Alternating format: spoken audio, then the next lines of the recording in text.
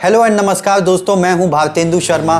स्वागत है आप सबका काम की बात के एक और नए एपिसोड में। आगे बढ़ने से पहले आप सभी को हैप्पी इंडिपेंडेंस डे।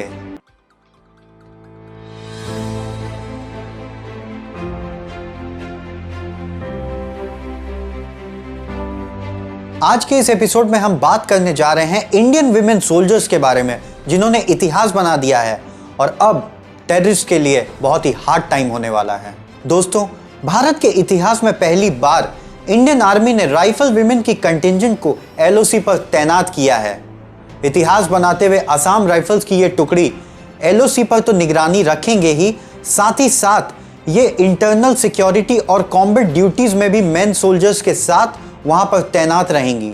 चलिए आपको नए कश्मीर के नए रखवालों से मिलवाते हैं। एलओसी पर बहादुर महिला जवान पाकिस्तान की साजिशों को मुंहतोड़ जवाब देने के लिए पूरी तरह से मुस्तैद है। दरअसल लाइन ऑफ कंट्रोल पर पहली बार भारतीय महिला सैनिकों को तैनात किया गया है। ये इसलिए एक ऐतिहासिक और पॉजिटिव कदम है क्योंकि इससे पहले इंडियन आर्मी ने बहुत ही कम विमेन सोल्जर्स को आर्मी में इंडक्ट किया था मिड 90s में। और इसके अलावा विमेन सोल्जर्स को इन्फेंट्री के fighting arms, armoured corps, mechanised infantry और आर्टिलरी ज्वाइन करना भी अलाउड नहीं था पिछले साल तक। जिन राइफल विमेन को एलओसी पर तैनात किया गया है वो भारत के सबसे ओल्डेस्ट पैरामिलिट्री फोर्स यानी कि असम राइफल्स का ही हिस्सा है। एलओसी पर ड्यूटी करना, वहां पर तैनात होना, ये खुद में एक बहुत ही बड़ा और ऐतिहासिक कदम है हर उस लड़की के लिए, हर उस औरत के लिए जो आर्मी ज्वाइन कर भारत की सेवा करना चाहते हैं। एलओसी पर गार्डिंग के अलावा इन सोल्जर्स को नारकोटिक्स, फेक करेंसी, बंदूक, हथियार जैसी चीजों की भी चेकिंग करने का जिम्मा दिया गया है, जो गाड़ी और ट्रक के रास्ते साधना पास से होते हुए कश्मीर के अलग अलग हिस्सों में घुसता है। साधना पास पर ड्यूटी करना इसलिए इतनी टफ होती है क्योंकि ये जो रास्ता है ये पाकिस्तान ऑक्यूपाइड कश्मीर से बहुत ही नजदीक है और वहां से पाकिस्तानी टेररिस्ट भारत में घुसपैठ करने की कोशिश हमेशा करते रहते हैं। दरअसल एलओसी के पास टांगधार और टिटवाल नाम के दो जगह हैं। ये दो जगह के बीच में 40 गांव आते हैं, जहां से कोई भी गाड़ी आती है तो उन्हें साधना पास होकर ही जाना पड़ता है कश्मीर के अन्य हिस्सों में पहुंचने के लिए। तो पहले यहां पर मेल सोल्जर्स डिप्लॉयड थे और वो कई बार विमेन पैसेंजर्स की चेकिंग नहीं कर पाते थे जो इन गाड़ी या ट्रक्स में जाया करती थी। इसी का फायदा उठाकर टेररिस्ट कई बार उसमें नारकोटिक्स या फिर ड्रग्स, गन्स, बंदूक जैसी चीज़ें भारत में सप्लाई करने में सक्सेसफुल हो जाते थे क्योंकि मेल सोल्जर्स उतनी एक्सटेंसिवली विमेन पैसेंजर्स को चेक नहीं कर पाते थे।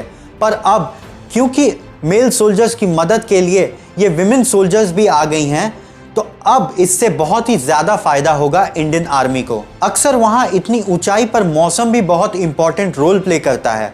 वहाँ का मौसम काफ़ी अनप्रिडिक्टेबल होता है, कभी भी तेज़ बारिश, स्नोफॉल, हेवी विंड्स, ये सब के कारण वहाँ पे ड्यूटी करना और काम करना बहुत ही कठिन हो जाता है।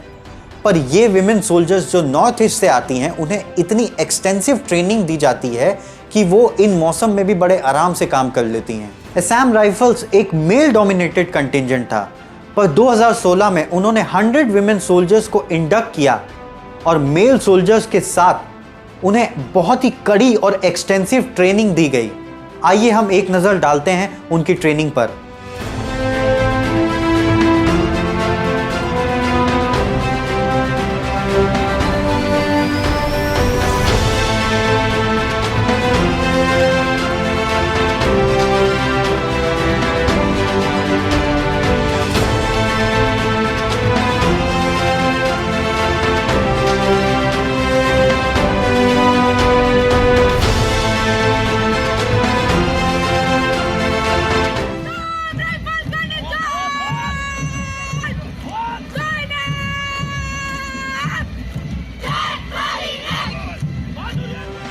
तो दोस्तों, कैसा लगा आपको ये वीडियो, मुझे कमेंट करके बताएं।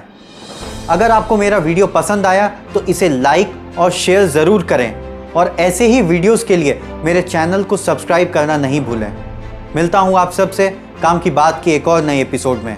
तब तक के लिए धन्यवाद।